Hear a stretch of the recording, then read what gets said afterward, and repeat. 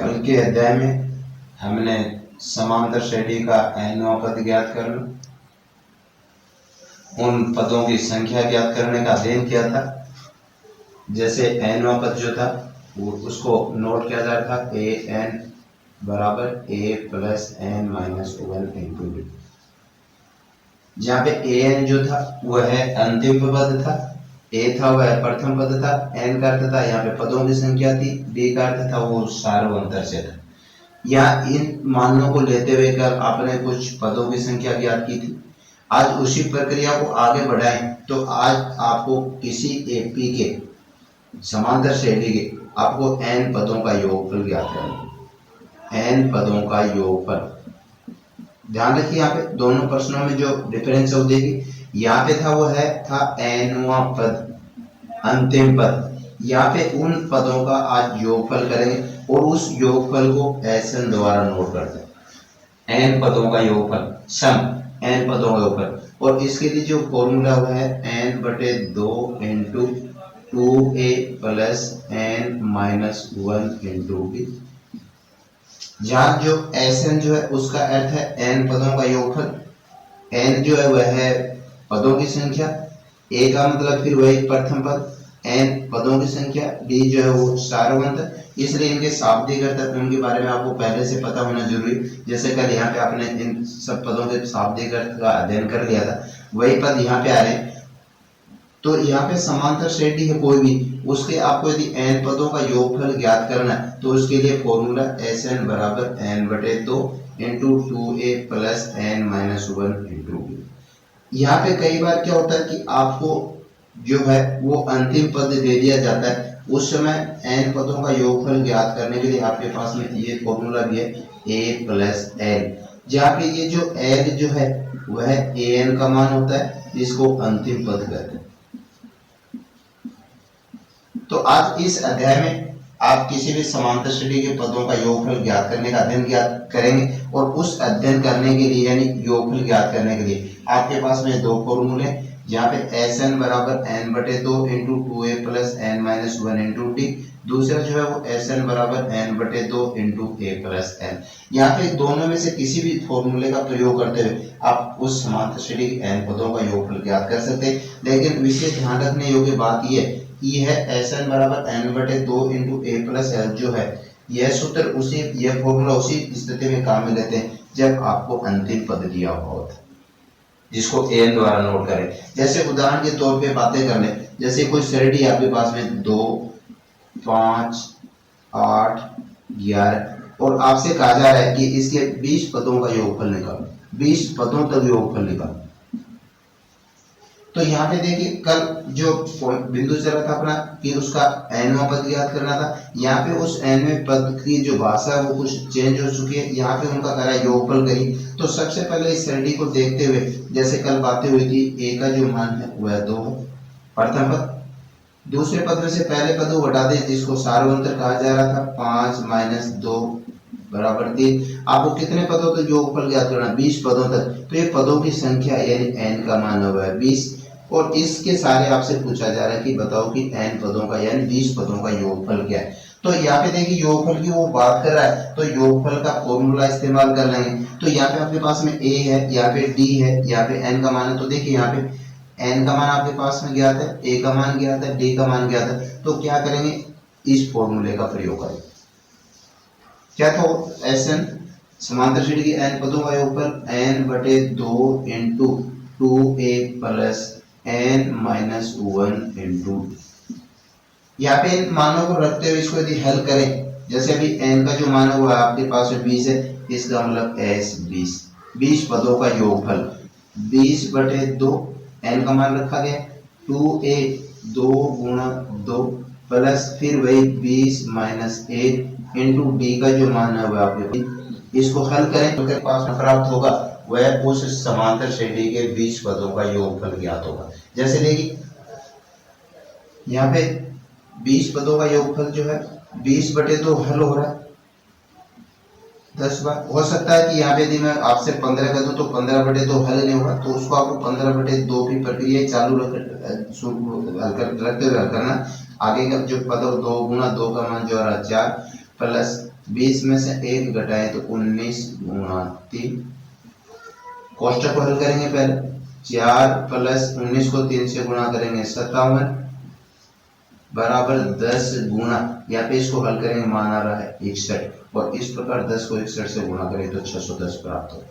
तो यहाँ आपने ज्ञात किया कि कोई भी समांतर श्रेणी है उसके कितने पदों तक योगफल ज्ञात किया जाए, तो उसको आप Sn बराबर n/2 into 2a plus n-1 गुणा d सूत्र का प्रयोग करते हुए आप उसके कितने भी पदों का योगफल ज्ञात कर सकते हैं। जैसे अभी आपने इस श्रेणी के 20 पदों तक योगफल ज्ञात किया, तो उस स्थिति में 20 पदों का जो योगफल है वो कितना होगा आपके पास में 610।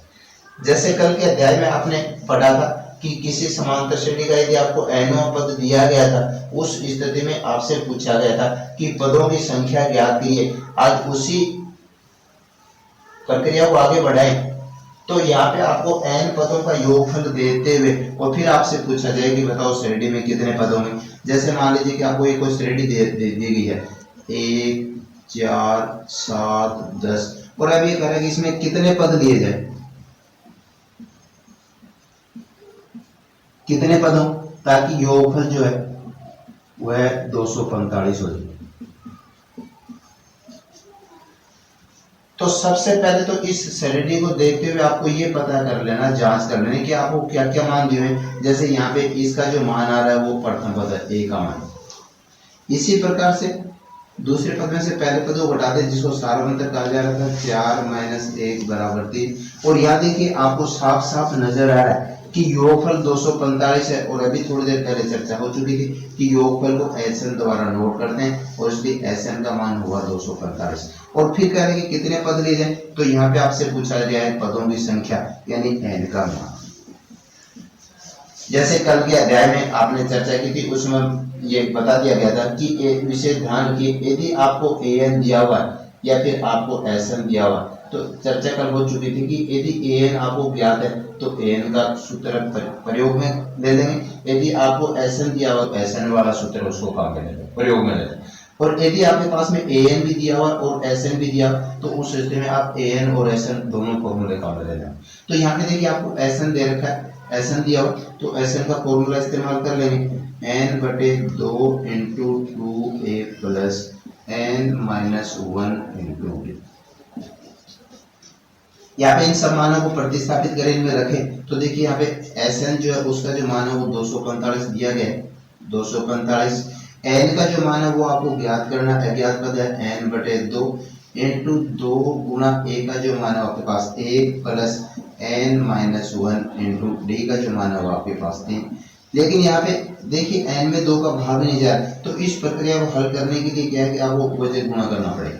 तो ये 245 2 से गुणा हो रहे हैं 490 बराबर n इंटू, इसको हल करें तो 2 प्लस n-1 को 3 से गुणा करें 3n-3, 490 बराबर n इंटू, देखिए यहाँ पे 2 प्लस और 3 माइनस का अर्थ हुआ कि -1 और प्लस के 3n-1, 490 बराबर, इसको हल करें तो 3n² -n। अब यहाँ पे देखिए उस n² की जो घात है वो आप आसानी से पढ़ सकते हो कि यहाँ पे घात 2 आ रही है, और ये दो घातों की बात करें और ये बाएं पक्ष और दाएं पक्ष है, तो जिसके बारे में आपने पहले से पढ़ लिया था, ये कहलाता है एक द्विघात समीकरण।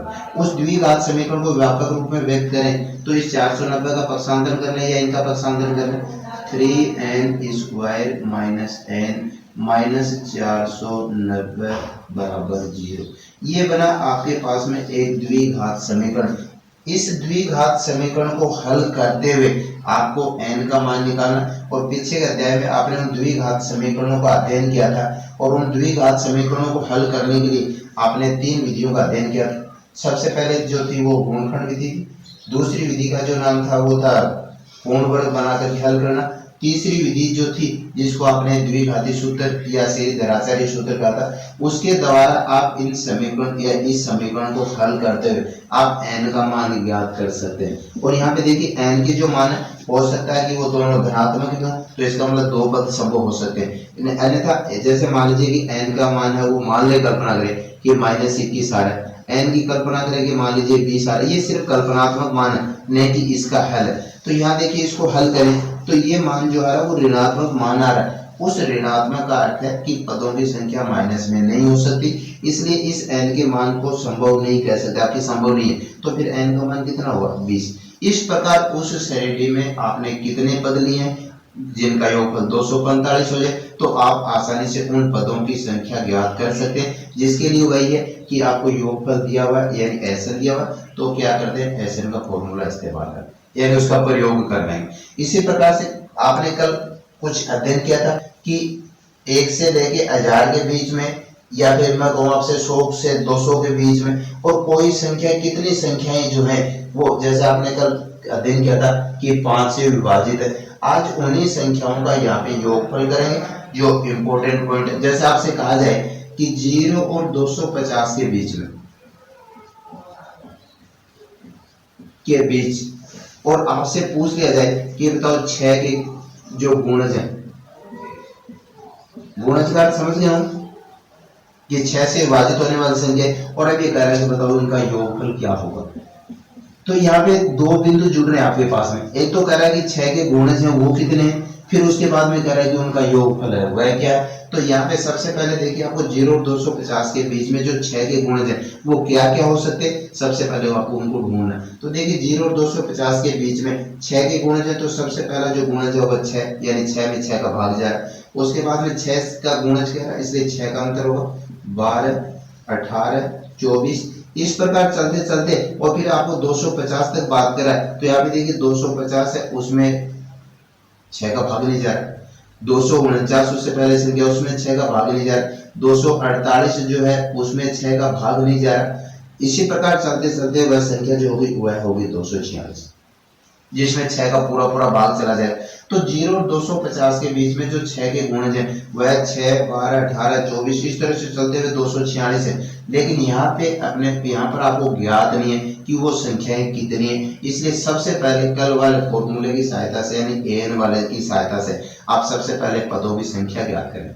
जैसे ए का मान वह है आपके पास में 6 है, डी का जो मान है वह है 12 माइनस 6 यानी 6, और ये जो 246 है वह ए एन का मान, अंतिम पद 246। और देखिए कल पे बातें हो चुकी थी, यहाँ पे आपको ए एन दिया हुआ, इसलिए ए एन का फॉर्मूला इस्तेमाल करते हुए ए प्लस एन माइनस 1 इंटू, तो यहाँ पे इस सूत्र का प्रयोग करते हुए सबसे पहले आप ये देखेंगे ज्ञात करेंगे कि 6 और 246 के बीच में जो संख्या 6 से विभाजित हो रही है वो कितनी संख्या है, उनकी संख्या कितनी। तो यहाँ पे ए एन का जो मान है वो है 246, ए का जो मान है 6 plus n minus 1 into d का जो मान है वो 246 बराबर 6 प्लस, इसको हल करें 6n माइनस 6, 6 प्लस और 6 माइनस घट रहे हैं, इसका तो है 246 बराबर 6n, n का मान ज्ञात करें 246 बटे 6 और जिसका अर्थ हो गया 41। इसका मतलब आपने ढूंढ लिया, आपने अध्ययन कर लिया कि 6 और 246 के बीच में 6 से विभाजित होने वाली जो संख्या है वो कितनी है, 41 है। इसका अर्थ हुआ कि आपको उन 41 संख्याओं का योग ज्ञात करना। वो योग ज्ञात करने के लिए अभी थोड़ी देर पहले बातें हो चुकी थी कि आपको यदि ए एन का मान ज्ञात है तो उस श्रेणी का योगफल ज्ञात करने के लिए इस सूत्र का प्रयोग करेंगे, n बटे 2 इंटू ए प्लस एल, जहाँ पे एल जो है वह अंतिम पद है जिसका मान आपको 246 दिया गया, और यहाँ पे आपके पास में पदों की संख्या आ चुकी है 41, इसलिए 41 बटे 2 इंटू प्रथम पद आपके पास में 6 प्लस अंतिम पद है वो 246 बराबर 41 बटे 2 गुणा 6 प्लस 246 को हल करें तो मान आ रहा आपके 252। यहाँ पे 252 को हल करते हो आप 41 गुणा 126 को 41 से गुणा करते हुए जो मान आपको प्राप्त होगा वह कहलाएगा उस समांतर श्रेणी के n पदों का योगफल। तो 126 को 41 से गुणा कर लीजिए, और गुणा करने पर जो मान आपको मिल रहा है जैसे करके देख लीजिए, 126 को 41 से गुणा करें